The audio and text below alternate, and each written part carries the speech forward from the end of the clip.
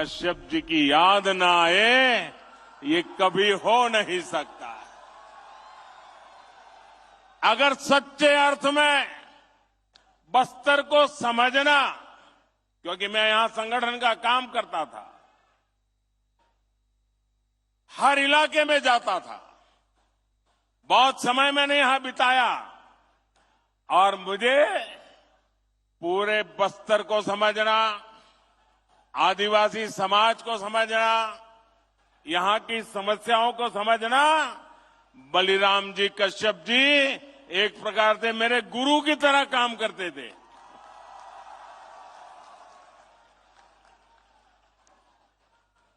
साथियों, मेरा निरंतर प्रयास है कि आपके इस आशीर्वाद को यहां का विकास करके लौटाऊं, दिन रात परिश्रम करके, आपकी सेवा करके ये कर्ज मैं चुका सकूं। मेरे परिवारजनों, कांग्रेस ने सिर्फ 5 वर्ष में छत्तीसगढ़ की जो हालत कर दी है, उसे पूरा देश देख रहा है। कांग्रेस के विधायकों और मंत्रियों ने जो कारनामे यहां किए हैं, उससे हर कोई त्रस्त है। चारों तरफ भ्रष्टाचार का बोलबाला है। छत्तीसगढ़ में अपराध चरम पर है। हत्याओं के मामले में छत्तीसगढ़ अग्रणी राज्यों में पहुंच चुका है। कभी कभी तो लगता है राजस्थान और छत्तीसगढ़ के बीच स्पर्धा चल रही है कि कहां सबसे ज्यादा हत्याएं होती है, कहां सबसे ज्यादा लूट होती है, कहां सबसे ज्यादा महिलाओं पर अत्याचार होते हैं। राजस्थान और छत्तीसगढ़ आजकल एक दूसरे की स्पर्धा में लगे हुए हैं। छत्तीसगढ़ में विकास या तो पोस्टर और बैनरों में दिखता है या फिर कांग्रेस के नेताओं की तिजोरी में दिखता है। कांग्रेस ने छत्तीसगढ़ को अगर दिया है तो वो है झूठा प्रचार और घोटालेबाज सरकार।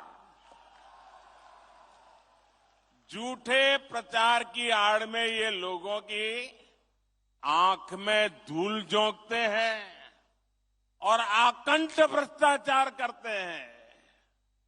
इसलिए आज छत्तीसगढ़ के कोने कोने से एक ही आवाज आ रही है। हर कोने से एक ही आवाज आ रही है।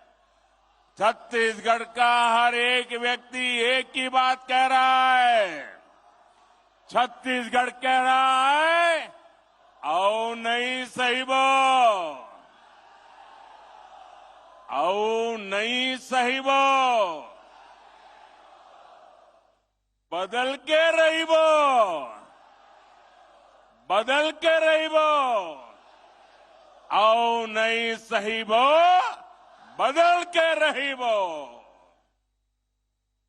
मेरे परिवारजनों, ये बस्तर, ये दंडकारण्य आज बना हो ऐसा नहीं है। यहां आदिवासी मेरे भाई बहन, मोदी प्रधानमंत्री बना उसके बाद आकर के नहीं बसे हैं। भाजपा की सरकार बनने के बाद ये मेरे आदिवासी भाई बहन नहीं आए। अरे यहां के लोग तो तब भी थे जब प्रभु श्री राम यहां आए थे। मेरे आदिवासी भाई बहन चाहते थे, इसलिए ही अटल जी की सरकार ने अलग छत्तीसगढ़ का निर्माण किया। भाजपा सरकार ही थी, अटल जी की सरकार थी, जिसने केंद्र में अलग जनजातीय अलग मंत्रालय बनाया, जनजातीय विकास के लिए अलग बजट बनाया और जनजातीय विकास के लिए पूरी सरकार के अंदर एक विभाग खड़ा कर दिया। और कांग्रेस ने इतने दशकों का क्या किया भाई? कांग्रेस ने बस्तर को भी दशकों तक नजरअंदाज किया। आप लोगों की परवाह ही नहीं की। उनके 2-4 ठेकेदारों को संभालते थे और वही आपसे वोट लेकर के उनको दे देते थे, उनकी गाड़ी चल जाती थी, उनको आपकी परवाह ही नहीं थी।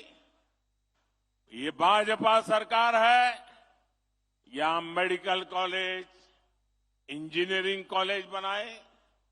भाजपा सरकार ने दंतेवाड़ा में एजुकेशन सिटी बनाई और मैं तो उसको देखने गया था। साथियों, मैंने अपने जीवन का बड़ा हिस्सा, ये मेरा सौभाग्य रहा है कि राजनीति में आने से पहले मेरे जीवन के बहुत वर्ष मैंने आदिवासी क्षेत्रों में गुजारा है। मेरा तो आपसे सीधा नाता है, दिल का नाता है। मुझे गर्व है कि देश की पहली आदिवासी महिला राष्ट्रपति बनाने का गौरव भी भाजपा को मिला है। आप जानते हैं, कांग्रेस की तुलना में भाजपा सरकार आदिवासी समाज के लिए 5 गुना ज्यादा बजट देती है।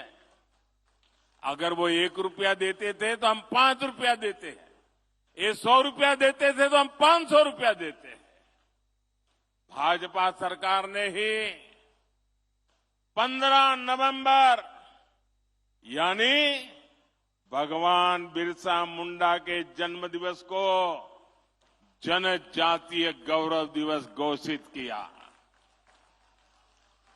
हमारी सरकार आदिवासी सेनानियों और क्रांतिवारों को समर्पित स्वतंत्रता सेनानी म्यूजियम बनवा रही है। हमने जनजाति वर्ग के छात्रों को दी जा रही छात्रवृत्ति, उसको भी 2.5 गुना कर दिया है। बीते 9 वर्षों में 300 से अधिक एकलव्य मॉडल आवासीय विद्यालय मेरे जनजाति बच्चों के लिए हमने खोले हैं। साथियों, भाजपा सरकार देश में आकांक्षी जिला कार्यक्रम चला रही है। बस्तर संभाग के भी अनेक जिले ये आकांक्षी जिलों में शामिल है। अब तो हम उससे भी आगे बढ़कर के जिले से निकल के जाकर के आकांक्षी ब्लॉक्स की पहचान कर रहे हैं। इस अभियान के तहत शिक्षा, स्वास्थ्य और रोजगार से जुड़े बड़े बड़े प्रोजेक्ट यहां शुरू होने वाले हैं। इसके अलावा भी हम छत्तीसगढ़ के उसमें आधुनिक इंफ्रास्ट्रक्चर का निर्माण कर रहे हैं। आज भी यहां 26,000, 27,000 करोड़ रुपए, उसके से भी अधिक प्रोजेक्ट बस्तर को मिले हैं, छत्तीसगढ़ को मिले हैं। मेरे परिवारजनों, आज यहां बहुत बड़े और देश के आधुनिकतम स्टील कारखाने का लोकार्पण हुआ है। आप मुझे बताइए, आपको गर्व हो रहा है कि नहीं हो रहा है? इतना बड़ा स्टील का कारखाना आपको मिला है, आपको गर्व हो रहा है कि नहीं हो रहा है? ये छत्तीसगढ़ कांग्रेस वालों को नहीं हो रहा है। इतना बड़ा कार्यक्रम अभी सरकार का था, छत्तीसगढ़ सरकार का एक भी मंत्री भी नहीं आया, मुख्यमंत्री भी नहीं, उप मुख्यमंत्री भी नहीं। आप कहिए भैया, आपकी भलाई के काम में ये सरकार ने आना चाहिए कि नहीं आना चाहिए? आना चाहिए कि नहीं आना चाहिए? ये आपका अगर भला चाहते हैं तो वहां आकर के बैठना चाहिए कि नहीं बैठना चाहिए? नहीं आते हैं। इसके दो कारण है। एक, उनको सरकार जाने की इतनी चिंता है कि उनके पास यहां आने के लिए समय ही नहीं है, सरकार बचाने में लगे हैं। और दूसरा कारण है, ये मोदी है। अगर मोदी के सामने जाना है तो कोई आकंठ भ्रष्टाचारी मोदी से आंख नहीं मिला सकता है। और इसलिए वो आने से डरते हैं, भाग जाते हैं।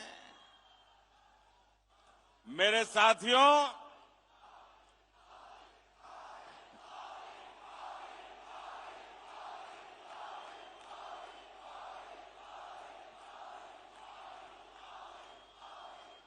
ये स्टील का कारखाना, मुझे याद है हमारे बलिराम जी कश्यप उस जमाने से हमें क्या करते थे।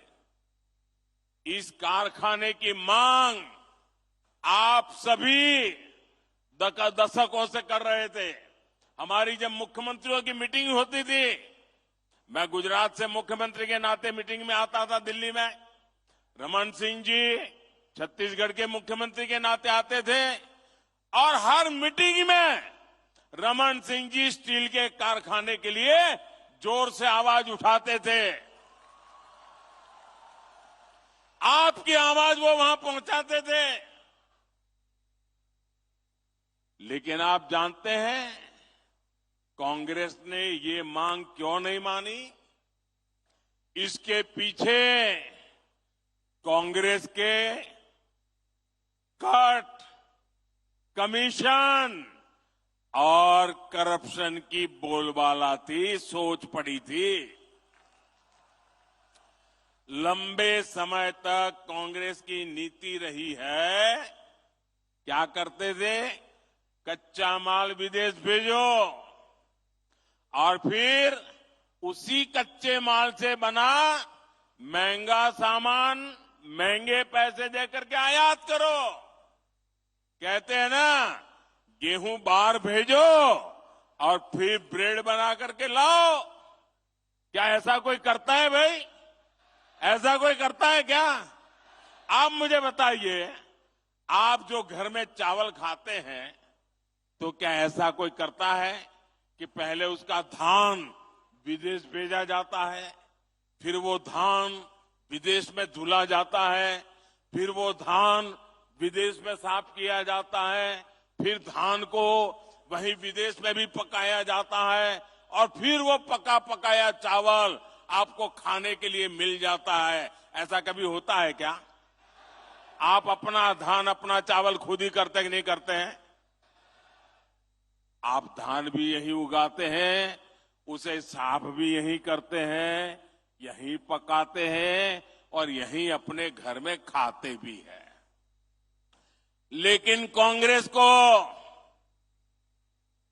ये करने में कट की कट हो जाती है, कमीशन नहीं मिलता है। इसलिए क्या किया उन्होंने? ये हमारे इलाके में जो आयरन ओर है ना, ये दुनिया का उत्तम से उत्तम आयरन ओर है, दुनिया का। ये हमारे बस्तर में है। लेकिन ये क्या करते थे?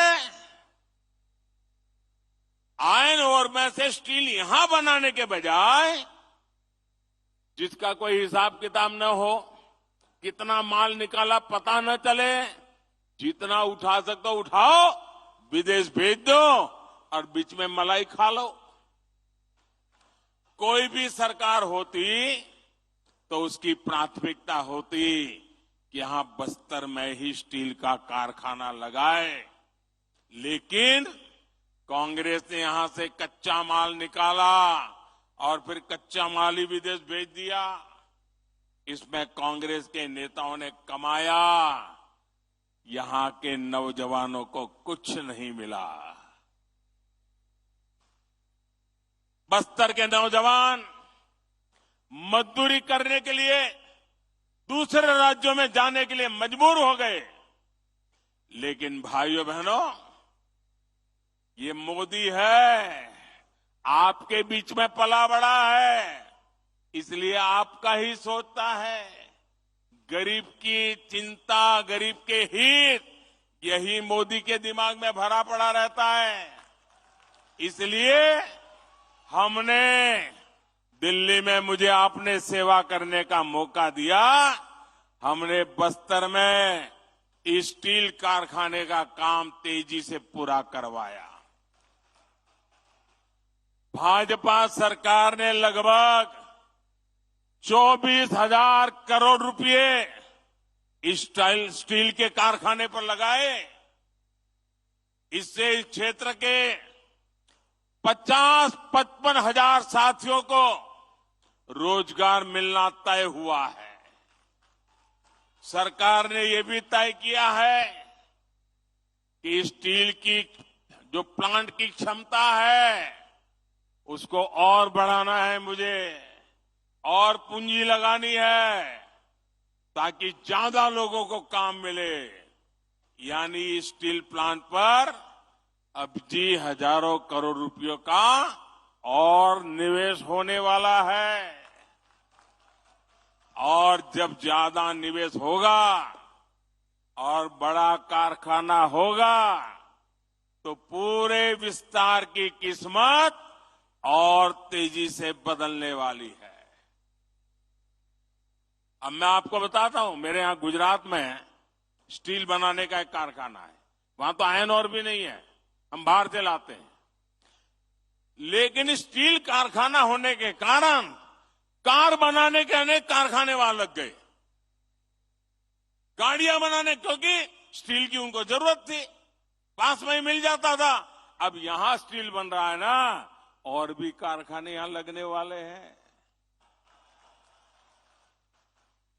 और यहां पर करीब 1.5 लाख साथियों के लिए नौकरी की, रोजगार की संभावना बनेगी।